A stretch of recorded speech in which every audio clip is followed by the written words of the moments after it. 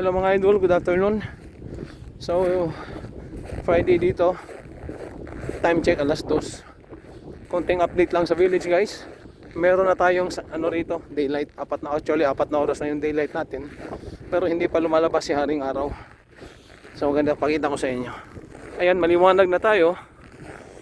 Hindi na tayo makulimlim. Ayan. Yan, kita nyo sa mga bukid. Ayan.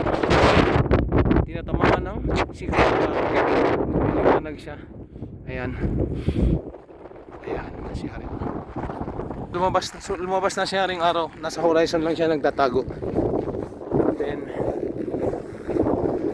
darating yung panahon onwards na makikita natin si Haring Araw na lalabas dyan sa bukid na yan. Pamakita ko sa inyo.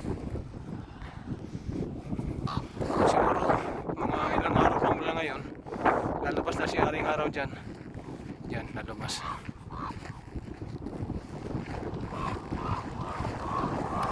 And then dyan siya magsa-sunrise. Doon naman siya magsa-sunset. Ayan, at hahaba na yung ating daylight. Okay, ayan. So yan, liwanag na. Nandyan pa lang si Haring Araw sa likod ng mga bundok na yan. Okay, so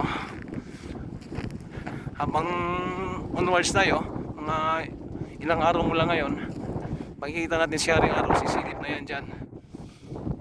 Dyan siya magsa-sunrise. Gaganyan siya at doon naman siya magsa-sunset. So, yan lang muna guys. Abangan natin yung araw na hindi natin nakikita sisilip si Haring Araw dyan at kusang lalabas na talaga siya. Okay? Enjoy your weekend and happy Saturday.